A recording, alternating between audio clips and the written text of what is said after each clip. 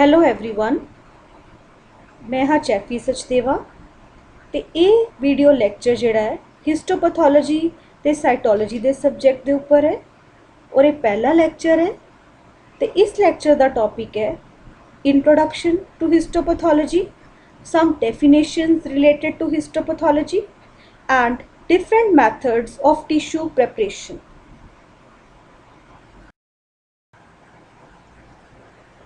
Histopathology की है ये जानने तो पहले आपां नूं पता होना चाहिए कि हिस्टोलॉजी की है। सो हिस्टो वर्ड जिहड़ा है टिश्यू वास्ते यूज़ किया जाता है तो लॉजी का मतलब है study. So histology is the study of the tissue ते हिस्टोलॉजी वर्ड जिहड़ा हैगा ये नॉर्मल टिश्यू की स्टडी वास्ते यूज़ होता है। So histology is the study of the normal tissue ते हिस्टोलॉजी नूं माइक्रो अनैटमी भी कहते हैं। Histology is also known as micro anatomy. Next है histopathology. Now histo word is used for tissue. Histo word का मतलब है टिश्यू ते पैथो वर्ड का मतलब होंदा है डिजीज़ ते लॉजी का मतलब study. So histopathology is the study of the disease tissue. एक नॉर्मल हेल्दी परसन दे विच जो सैल्स ते टिश्यू हैगे है एक पर्टिकुलर वे नाल प्रेजेंट है, एक नॉर्मल पैटर्न है उन्हां दा जिंदे विचों यूजली प्रेजेंट होंदे है। सो एक सैल्स ते जिहड़े टिश्यूज़ हैगे है बॉडी दे विच उन्हां दा एक पर्टिकुलर शेप है, साइज़ है, ऑर्गेनाइजेशन है, उन्हां दी एक पर्टिकुलर नॉर्मल मॉर्फोलॉजी है। पर डिजीज़ कंडीशन दे विच इन्हां स्ट्रक्चर्स दे विच चेंजिस आ जाते हैं। सो ਜਿਹੜੀਆਂ ਇਹ ਚੇਂजिस ਹੈਗੀਆਂ ਇਹਨਾਂ ਨੂੰ ਆਪਾਂ ਮਾਈਕਰੋਸਕੋਪ ਦੇ ਥੱਲੇ ਸਟੱਡੀ ਕਰ ਸਕਦੇ ਹਾਂ। ਉਹਨਾਂ ਦਾ ਮਾਈਕਰੋਸਕੋਪ ਦੇ ਥੱਲੇ ਪਤਾ ਕਰ ਸਕਦੇ ਹਾਂ ਕਿ ਕਿਸ ਤਰੀਕੇ ਦੀਆਂ ਸਟਰਕਚਰਲ ਚੇਂजिस ਹੈਗੀਆਂ ਤੇ ਇਸ ਦੇ ਨਾਲ ਹੀ ਆਪਾਂ ਨੂੰ ਡਿਜ਼ੀਜ਼ ਕੰਡੀਸ਼ਨ ਦਾ ਪਤਾ ਚੱਲਦਾ ਹੈ ਕਿ ਇਹ ਜਿਹੜੀਆਂ ਚੇਂजिस ਹੈ ਇਸ ਪਾਰਟਿਕੂਲਰ ਡਿਜ਼ੀਜ਼ ਦੇ ਕਾਰਨ ਹੈ। ਸੋ ਆਪਾਂ ਉਸ ਡਿਜ਼ੀਜ਼ ਦਾ ਪਤਾ ਲਗਾ ਸਕਦੇ ਹਾਂ by studying the structural changes in the cells and the tissue.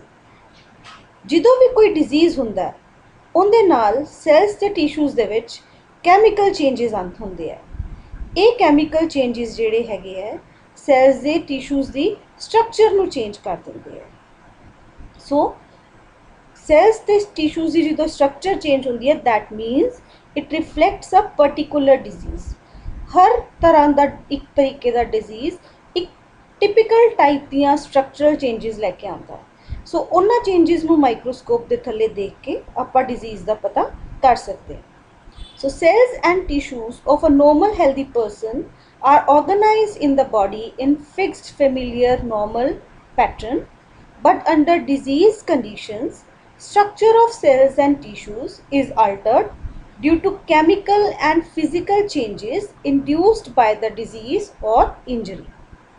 Some typical structural and chemical changes in the cells and tissues that differ from the normal state reflects a particular disease. These changes can be observed at the microscopic level. So histopathology is detecting or studying these changes in the tissue that took place at microscopic level and relating them to a certain disease.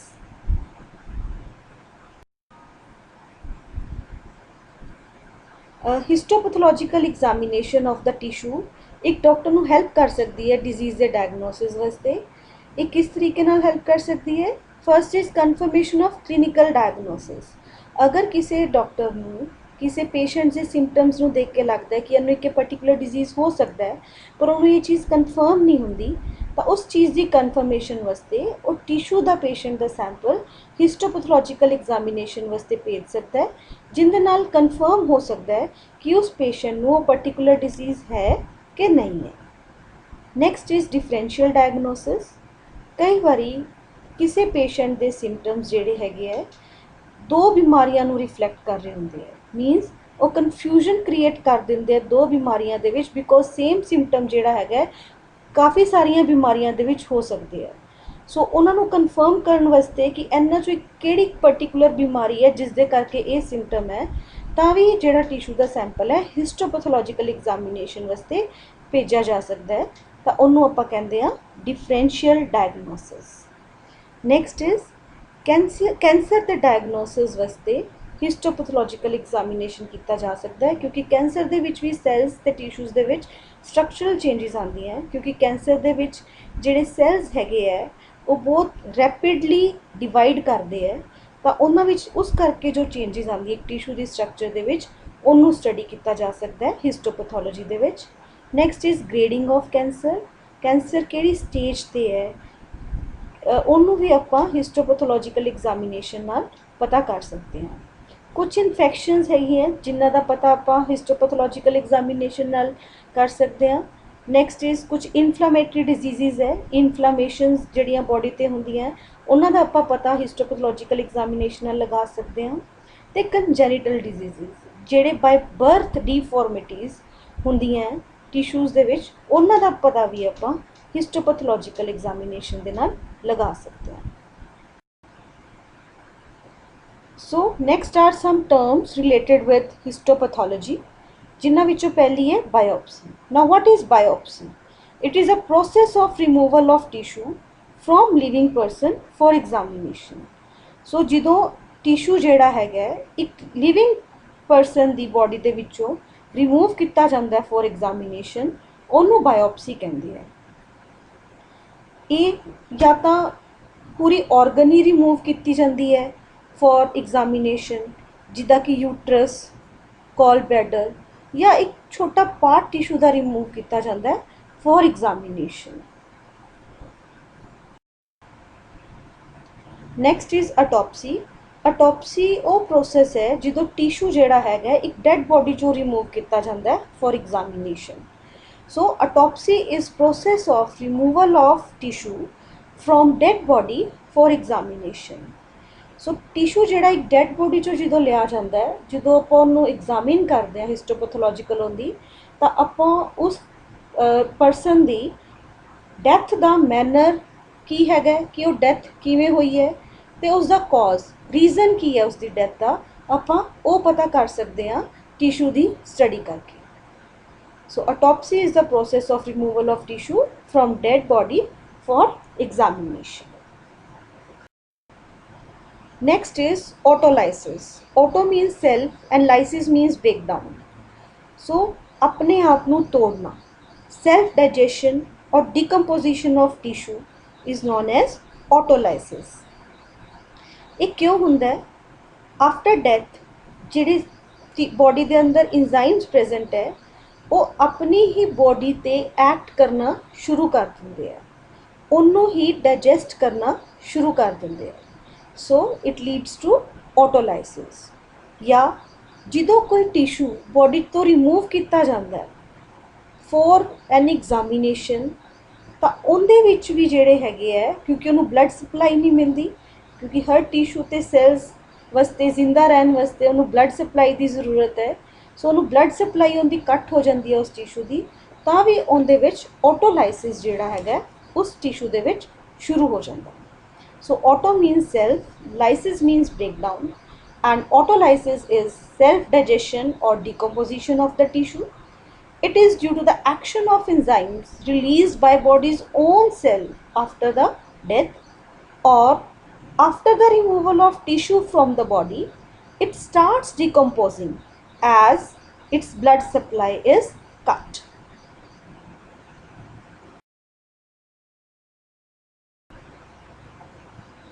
Next term is putrefaction. Now what is it? It is the decomposition or destruction of the tissue due to microorganisms. ਜਦੋਂ किसी tissue के ऊपर bacterias microorganisms act करते हैं तो उनका breakdown करते हैं, उन्होंने डिकम्पोज करते हैं, तो उन्होंने कहते हैं putrefaction. And this process is environmental, ये बॉडी के अपने एक्शन के नाल नहीं हो रहा, so it is environmental. Next is एक टिशू की हिस्टोपैथोलॉजिकल एग्जामिनेशन वास्ते आपां नूं किस तरीके की टेक्नीक जिहड़ी है वो यूज़ करनी चाहिए है। सो जिहड़ी टेक्नीक है वो इस तरीके की होनी चाहिए है कि जिहड़ा टिशू आपां बॉडी चों रिमूव किया है फॉर एग्जामिनेशन उहदे विच कोई स्ट्रक्चरल चेंज ना आए ਜਦੋਂ तक कि ਆਪਾਂ ਉਹਨੂੰ ਮਾਈਕਰੋਸਕੋਪ ਦੇ ਥੱਲੇ ਸਟੱਡੀ ਨਹੀਂ ਕਰ ਲੈਂਦੇ। ਸੋ ਇਹ ਸਟਰਕਚਰਲ ਚੇਂਜ ਜਿਹੜੀ ਹੈ ਇਹ ਪ੍ਰੋਸੈਸ ਦੇ ਥਰੂ ਵੀ ਆ ਸਕਦੀ ਹੈ, ਜਿਹੜਾ ਪ੍ਰੋਸੈਸ ਆਪਾਂ ਯੂਜ਼ ਕਰਨਾ ਹੈਗਾ ਟਿਸ਼ੂ ਨੂੰ ਮਾਈਕਰੋਸਕੋਪਿਕਲੀ ਐਗਜ਼ਾਮਿਨ ਕਰਨ ਵਾਸਤੇ। ਇਹ ਸਟਰਕਚਰਲ ਚੇਂਜ ਜਿਹੜੀ ਹੈ ਟਾਈਮ ਗੈਪ ਦੇ ਨਾਲ ਵੀ ਆ ਸਕਦੀ ਹੈ because of the autolysis of the tissue. Tissue self destruction ਕਰ ਸਕਦਾ ਹੈ ਉਸ ਟਾਈਮ ਗੈਪ ਦੇ ਵਿੱਚ ਜਦੋਂ ਤੱਕ ਕਿ ਆਪਾਂ ਉਹਨੂੰ ਮਾਈਕਰੋਸਕੋਪਿਕਲੀ ਐਗਜ਼ਾਮਿਨ ਨਹੀਂ ਕਰ ਲੈਂਦੇ। ਸੋ ਆਪਾਂ ਨੂੰ ਟਿਸ਼ੂ ਦੀ ਸਟਰਕਚਰ ਜਿਹੜੀ ਹੈਗੀ ਹੈ ਉਹ ਬਿਲਕੁਲ ਪ੍ਰੀਜ਼ਰਵ ਕਰਕੇ ਰੱਖਣੀ ਪਏਗੀ। So number 1 is to preserve the structure of the tissue as closely as possible to that of the living tissue. Next is कि अगर कोई structural change आंदी है during this process तो आप कह नहीं सकते कि ये बॉडी दे विच ही सीगी ये चेंज कि ड्यूरिंग द प्रोसेस टिशू दे विच ये चेंज आ गई। सो आप किसी डायग्नोसिस ते नहीं पहुंच सकते, आप किसी रिजल्ट ते नहीं पहुंच सकते। So if it changes it will not give the exact picture of the tissue's condition inside the body and will not help in the diagnosis. दूसरी ਜਿਹੜੀ ਚੀਜ਼ ਇੰਪੋਰਟੈਂਟ ਹੈ ਕਿ ਆਪਾਂ ਟਿਸ਼ੂ ਨੂੰ ਮਾਈਕਰੋਸਕੋਪਿਕਲੀ ਐਗਜ਼ਾਮਿਨ ਕਰਨਾ ਹੈ। ਸੋ ਉਹਦੀ ਜਿਹੜੀ ਥਿਕਨੈਸ ਹੈ ਉਹ ਬਹੁਤ ਘੱਟ ਹੋਣੀ ਚਾਹੀਦੀ ਹੈ ਕਿ ਆਪਾਂ ਉਹਨੂੰ ਮਾਈਕਰੋਸਕੋਪਿਕਲੀ ਸਲਾਈਡ ਤੇ ਰੱਖ ਕੇ ਐਗਜ਼ਾਮਿਨ ਕਰ ਸਕੀਏ। So tissue specimen must be sufficiently thick or thin to be examined microscopically. सो अगर ये आप दोनों काम प्रॉपर तरीके नाल करांगे, कोई ऐदा दी टेक्निक अप्लाई करांगे कि आप माइक्रोस्कोपिकली सही तरीके नाल देख सकीए तां ही आप सैल्स की जिहड़ी या स्ट्रक्चर की जिहड़ी हैगी है उनके उपर स्टडी कर सकते हैं microscopically. Only then the differentiation and identification of the structures of the cell or the components of the tissue is possible. Next is tissue specimen. So ਜਦੋਂ ਆਪਾਂ ਨੂੰ ਇੱਕ ਟਿਸ਼ੂ ਮਿਲਦਾ ਹੈ ਲੈਬ ਦੇ ਵਿੱਚ ਐਗਜ਼ਾਮੀਨੇਸ਼ਨ ਵਾਸਤੇ, ਹਿਸਟੋਪੈਥੋਲੋਜੀਕਲ ਐਗਜ਼ਾਮੀਨੇਸ਼ਨ ਵਾਸਤੇ, ਉਹ ਫਰੈਸ਼ ਟਿਸ਼ੂ ਵੀ ਹੋ ਸਕਦਾ ਹੈ ਤੇ ਉਹ ਪ੍ਰੀਜ਼ਰਵਡ ਟਿਸ਼ੂ ਵੀ ਹੋ ਸਕਦਾ ਹੈ। जे आपां नूं हिस्टोपैथोलॉजिकल एग्जामिनेशन वास्ते कोई फ्रैश टिशू मिलता है तो आपां नूं उहनूं इमीडिएटली जिहड़ा हैगा एग्जामिन करना पैंदा है ताकि उहदे विच ऑटोलाइसिस या कोई चेंजिस ना आउण, या आपां नूं जिहड़ा सैंपल हैगा मिलता है वो प्रिजर्वड मिलता है, that is in a fixative एक पर्टिकुलर काइंड ऑफ कैमिकल्स दे विच उस टिशू नूं पाया जाता है जो कि उसनूं प्रिजर्व रखता है, उसकी स्ट्रक्चर दे विच कोई चेंज नहीं आन दिंदा, उन्होंने आपां कहंदे आ फिक्सेटिव। सो फ्रैश टिशू एग्जामिनेशन दियां की एडवांटेजिस है ये कि जिहड़ा फ्रैश टिशू है एक आपां नूं लिविंग स्टेट च मिलेगा, इहदे विच वो सारियां एक्टिविटीज़ हो रही होणगीआं जो एक लिविंग सैल दे विच हुंदा है ते आपां नूं उहनां नूं डायनैमिक कंडीशन दे विच आपां उहनां नूं देख सकदे हां। So the specimen may be in a living state, therefore may observe protoplasmic activities like enzyme activity, motility, mitosis, etc. And the disadvantage ये है कि जेड़ा fresh tissue specimen है ये permanent नहीं है, ये with time deteriorate होएगा, autolysis इहदे च होएगी, self destruction होएगी, इहदे विच चेंजिस आ जाएंगियां। सो इहनूं आपां लंबे समय वास्ते स्टोर करके नहीं रख सकते। So disadvantage is it is not permanent and therefore it is liable to change and cannot be stored for longer period. सो जिहड़ा फ्रैश सैंपल है वो आपां नूं प्रिजर्वेटिव दे विच नहीं मिलदा, उहनूं आपां की कहंदे आ अनफिक्सड टिशू। सो अनफिक्सड टिशू दी आपां किस तरीके नाल एग्जामिनेशन कर सकते हैं। फर्स्ट इहदे तो आपां किस तरीके दियां स्लाइड्स बना सकते हैं। First is imprint preparation. Second is teased preparation. Third is squashed preparation. And fourth is frozen section. Now first is imprint method. इस मैथड ਦੇ ਨਾਲ ਜਿਹੜਾ ਸਮੀਅਰ ਬਣਦਾ ਹੈ ਉਹਨੂੰ ਇੰਪ੍ਰੈਸ਼ਨ ਸਮੀਅਰ ਕਹਿੰਦੇ ਆ। ਇਹ ਬਹੁਤ ਹੀ ਕੁਇਕ ਤੇ ਸਿੰਪਲ ਮੈਥਡ ਹੈ ਤੇ ਬਹੁਤ ਕੁਇਕ ਡਾਇਗਨੋਸਿਸ ਦੇ ਵਿੱਚ ਇਹ ਹੈਲਪ ਕਰਦਾ ਹੈ। ਇਹਦੇ ਵਿੱਚ ਕੀਤਾ ਕੀ ਜਾਂਦਾ ਹੈ ਕਿ ਇੱਕ ਮਾਈਕਰੋਸਕੋਪਿਕ ਸਲਾਈਡ ਲਈ ਜਾਂਦੀ ਹੈ, ਉਹਨੂੰ ਫਰੈਸ਼ ਟਿਸ਼ੂ ਦੇ ਉੱਪਰ ਪ੍ਰੈਸ ਕੀਤਾ ਜਾਂਦਾ ਹੈ, ਜਿੰਦੇ ਕਰਕੇ ਟਿਸ਼ੂ ਦਾ ਇੰਪ੍ਰਿੰਟ, ਟਿਸ਼ੂ ਦੇ ਪਾਰਟੀਕਲਸ ਜਿਹੜੇ ਹੈ ਸਟਿਕ ਕਰ ਜਾਂਦੇ ਹੈਗੇ ਆ ਕੁਝ ਸਲਾਈਡ ਦੇ ਉੱਪਰ। ਫਿਰ ਉਸ ਸਲਾਈਡ ਨੂੰ ਆਪਾਂ ਫੇਜ਼ ਕੰਟਰਾਸਟ ਮਾਈਕਰੋਸਕੋਪ ਦੇ ਨਾਲ ਜਾਂ ਵਾਈਟਲ ਸਟੇਨਸ ਯੂਜ਼ ਕਰਕੇ ਸਟੱਡੀ ਕਰ ਸਕਦੇ ਹਾਂ। So it is a simple and quick method. It helps in rapid diagnosis. It is prepared by pressing a clean microscopic glass slide gently on the freshly cut surface of the specimen. By doing this, cells are transferred and adhered to the slide. The smear can be examined with the phase contrast microscope or by using vital stains. Second is teased preparation. इस method ਦੇ ਵਿੱਚ जिस tissue ਨੂੰ study करना है ਉਹਦੇ parts ਨੂੰ एक फाइन नीडल ਨਾਲ डायसैक्ट ਕੀਤਾ ਜਾਂਦਾ ਹੈ ताकि ਉਹਦੇ ਜਿਹੜੇ पार्ट्स ਹੈਗੇ एक दूसरे ਤੋਂ separate हो जाए. So a needle is used to separate or dissociate the structural part of the tissue to prepare it for microscopic examination. ਇਸ ਦੇ ਲਈ ਫਰੈਸ਼ ਟਿਸ਼ੂ ਨੂੰ ਪਹਿਲੇ ਨੋਰਮਲ ਸਲਾਈਨ ਜਾਂ ਰਿੰਗਰ ਸੋਲਿਊਸ਼ਨ ਦੇ ਵਿੱਚ ਡਿਪ ਕੀਤਾ ਜਾਂਦਾ ਹੈ, ਫਿਰ ਉਹਨੂੰ ਫਾਈਨ ਨੀਡਲ ਦੇ ਨਾਲ ਡਾਇਸੈਕਟ ਕੀਤਾ ਜਾਂਦਾ ਹੈ। ਉਸ ਤੋਂ ਬਾਅਦ ਉਹਨਾਂ ਪਾਰਟਸ ਨੂੰ ਮਾਈਕਰੋਸਕੋਪਿਕ ਸਲਾਈਡ ਦੇ ਉੱਪਰ ਮਾਊਂਟ ਕੀਤਾ ਜਾਂਦਾ ਹੈ, ਉਹਨੂੰ ਕਵਰ ਕੀਤਾ ਜਾਂਦਾ ਹੈ with cover slip and then ਉਹਨੂੰ ਮਾਈਕਰੋਸਕੋਪ ਦੇ ਥੱਲੇ ਐਗਜ਼ਾਮਿਨ ਕੀਤਾ ਜਾਂਦਾ ਹੈ। So a fresh tissue specimen is dipped in saline or ringer solution. It is then dissected with needle. Pieces of the tissue are then mounted on a microscopic slide. A cover slip is placed on it and then it is examined under microscope. Third is squashed preparation. इस method ਦੇ ਵਿੱਚ tissue ਨੂੰ ਦੋ slides ਦੇ ਵਿੱਚ ਰੱਖ ਕੇ crush कर दिता जाता है ताकि टिशू के बहुत ही थिन फ्रैगमेंट्स जेडे है स्लाइड के उपर आ जान ते आपां सैलूलर कंपोनेंट्स की स्टडी कर सकीए। So this is to study the cellular components and tissue is squashed और क्रश्ड। इहदे विच आपां एक स्लाइड लैंदे हां, उहदे उपर आपां एक टिशू फ्रैगमेंट रखते हैं जिंदा कि डायमीटर जिहड़ा हैगा 1 मिलीमीटर तो घट होवे। फिर एक होर स्लाइड उहदे उपर रख के प्रैस कर दिंदे हां ताकि टिशू दोनों स्लाइड्स दे विच क्रश हो जाए। फिर आपां दोनों स्लाइड्स नूं एक दूसरे दे उपर खिंचदे हां, ड्रैग करदे हां ताकि जिहड़ा टिशू दा सैंपल है वो दोनों स्लाइड्स ते आ जाए।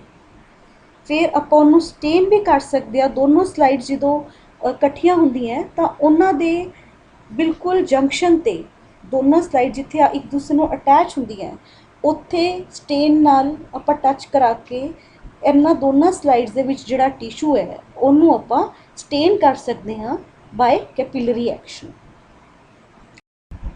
Next is frozen section. ये बहुत इंपॉर्टेंट मैथड है टिशू प्रिपरेशन का। इहदे विच फ्रैश ते मॉइस्ट सैंपल नूं ड्राई आइस दे नाल या उन्होंने बहुत लो टैंपरेचर दे विच रख के फ्रीज किया जाता है ताकि उसके अंदर का जोड़ा वाटर कंटेंट है वो आइस विच कन्वर्ट हो जाए। ये इसलिए किया जाता है कि सॉफ्ट टिशू नूं आपां बहुत थिन सैक्शनस दे विच नहीं कट सकते। थिन सैक्शनस कट्टन वास्ते आपां नूं टिशू जिहड़ा है वो फर्म चाहिए। तो उन्होंने फर्म करन वास्ते, उन्होंने हार्ड करन वास्ते उनके अंदर दे वाटर कंटेंट नूं आइस कन्वर्ट कर लिया जाता। उस तो बाद उनके 10 to 15 माइक्रोमीटर थिकनेस दे जिहड़े सैक्शनस है ਉਹ ਕੱਟੇ ਜਾ ਸਕਦੇ ਹੈ ਤੇ ਫਿਰ ਉਹਨਾਂ ਨੂੰ ਲਾਈਟ ਮਾਈਕਰੋਸਕੋਪ ਦੇ ਥੱਲੇ ਐਗਜ਼ਾਮਿਨ ਕਰ ਸਕਦੇ ਹਾਂ। ਇਹ ਬਹੁਤ ਹੀ ਰੈਪਿਡ ਮੈਥਡ ਹੈ ਫਰੈਸ਼ ਟਿਸ਼ੂ ਨੂੰ ਐਨਾਲਾਈਜ਼ ਕਰਨ ਦਾ। ਇਹ ਮੈਥਡ ਜ਼ਿਆਦਾਤਰ ਉਹਨਾਂ ਟਿਸ਼ੂ ਸੈਂਪਲਸ 'ਤੇ ਕੀਤਾ ਜਾਂਦਾ ਹੈ ਜਿਹੜੇ ਸੈਂਪਲਸ ਟਿਸ਼ੂ ਦੇ ਡਾਕਟਰਸ ਡਿਊਰਿੰਗ ਆਪਰੇਸ਼ਨ ਭੇਜਦੇ ਹੈ। ਜਿਵੇਂ ਕਿ ਡਾਕਟਰ ਨੇ ਕਿਸੇ ਟਿਊਮਰ ਨੂੰ ਅਗਰ ਬੋਡੀ 'ਚੋਂ ਰਿਮੂਵ ਕੀਤਾ ਕਿ ਉਹ ਬੋਡੀ ਦੇ ਅੰਦਰ ਰਹਿ ਤਾਂ ਨਹੀਂ ਗਿਆ, ਤਾਂ ਬੋਡੀ ਦੇ ਟਿਊਮਰ ਦੇ ਨਾਲ ਲੱਗਦੇ ਹਿੱਸਿਆਂ ਦੇ ਵਿੱਚੋਂ ਟਿਸ਼ੂ ਦਾ ਸੈਂਪਲ ਲੈ ਕੇ ਲੈਬ ਦੇ ਵਿੱਚ ਐਗਜ਼ਾਮੀਨੇਸ਼ਨ ਵਾਸਤੇ ਭੇਜਿਆ ਜਾਂਦਾ ਹੈ। So it is used for rapid analysis of the specimen. Usually it is done during the removal of tumor to confirm its complete removal by studying the margins or during intraoperative diagnosis. It is used for demonstration of lipid and nervous tissue elements. Tissue should be fresh and moist. The fresh tissue frozen with dry ice or by keeping it at very low temperature, then water in the tissue turns into ice. Tissue becomes firm and can be cut into sections about 10 to 15 micrometer in thickness, and then it can be examined under light microscope. Next is tissue processing of the tissue preserved in a fixative. उस tissue की processing जिहड़ा कि fixative दे विच preserve किया होया। सो इस तरह के tissue की प्रोसैसिंग दे की फायदे ने? पहला कि इस तरह के टिशू नूं लंबे समय वास्ते प्रिजर्व करके रखा जा सकता है। इहदे विच जे टिशू की जो स्ट्रक्चर है, उनकी जो मॉर्फोलॉजी है, उनदे विच कोई चेंज नहीं आता। दूसरा, इस तरीके के टिशू नूं इस तरीके नाल प्रोसैस किया जा सकता है कि उनके तो बहुत थिन सैक्शंस मिल सकते हैं आपां नूं माइक्रोस्कोपिक स्टडी वास्ते। So advantages are, first, specimen can be stored for longer durations as fixative preserves the morphology of the tissue. Second is very thin sections can be obtained. Disadvantage is formalin जिहड़ा जो कि बहुत common fixative है, बहुत common chemical है जिंदे नाल fixation की जाती है, is toxic. So formalin is most commonly used fixative and it is toxic. Second is tissue processing is time consuming. So जो fixed tissue है जिन्हों लंबे समय वास्ते आप प्रिजर्व करके रख सकते हैं, इस तरीके दे टिशू नूं माइक्रोस्कोपिक स्टडी करन तो पहले जो प्रोसैसिंग की जाती है that is very lengthy, that is very time consuming.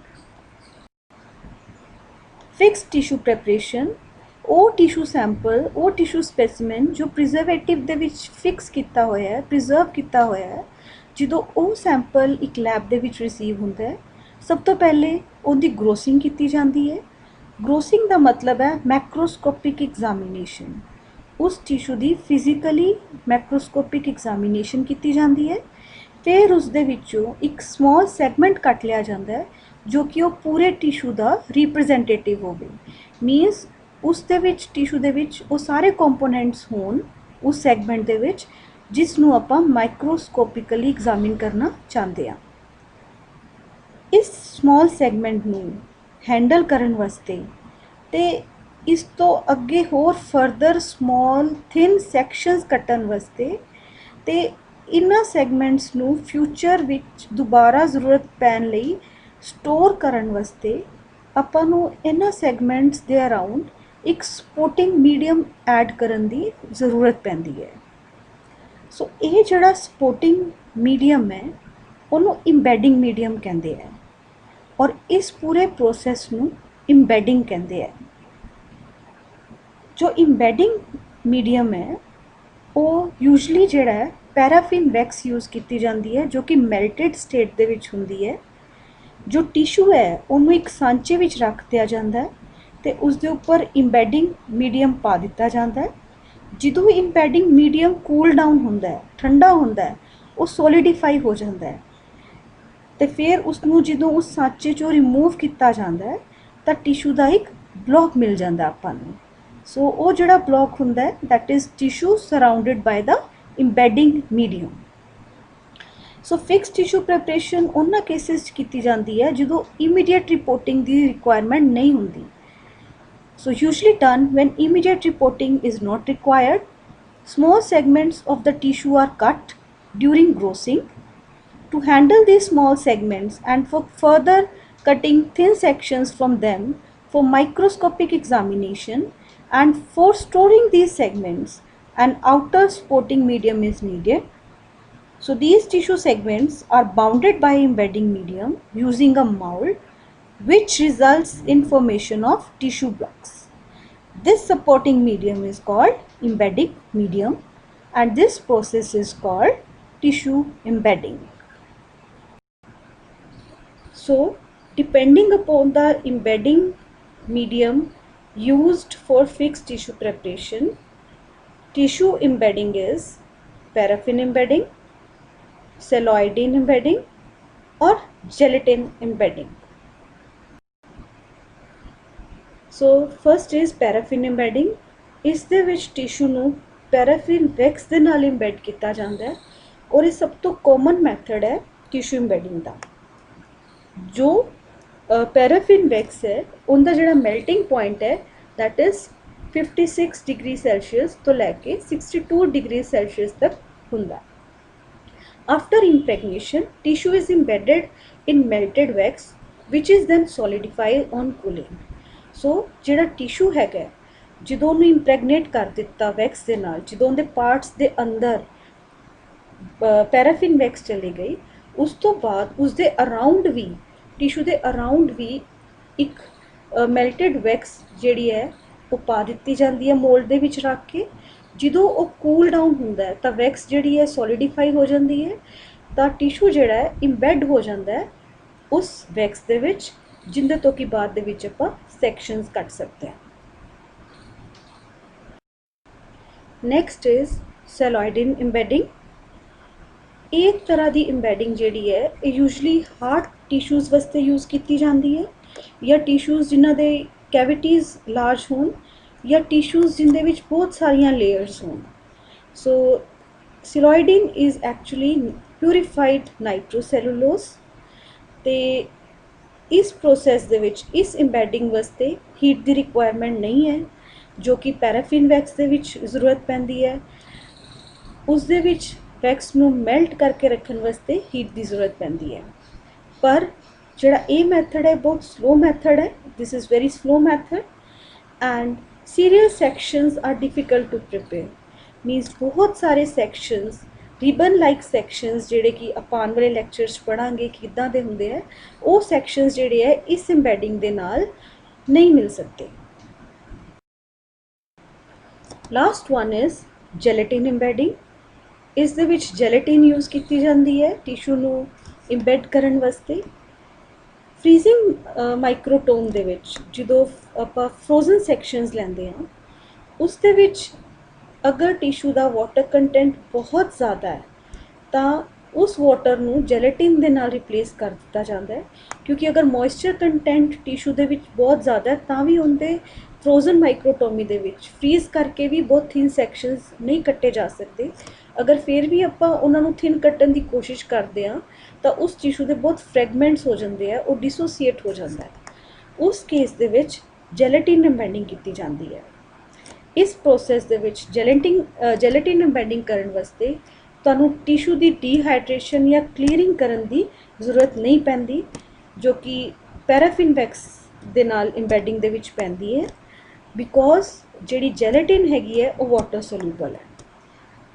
Next is gelatin ਇੰਬੈਡਿੰਗ ਦੇ ਨਾਲ ਜਦੋਂ ਤੁਸੀਂ ਸਟੇਨਿੰਗ ਕਰਦੇ ਹੋ ਟਿਸ਼ੂ ਦੀ ਤਾਂ ਜਿਹੜੀ ਤੁਹਾਨੂੰ ਬੈਕਗਰਾਊਂਡ ਹੈ ਉਹ ਬਲੈਕ ਕਲਰ ਦੀ ਮਿਲਦੀ ਹੈ। So it is used to prepare frozen sections of material which is difficult to cut on freezing microtome or tend to disintegrate after cutting like spleen and pancreas. And dehydration and clearing is not required as it is water soluble and it gives black background after staining. So this is all about this lecture. Thank you.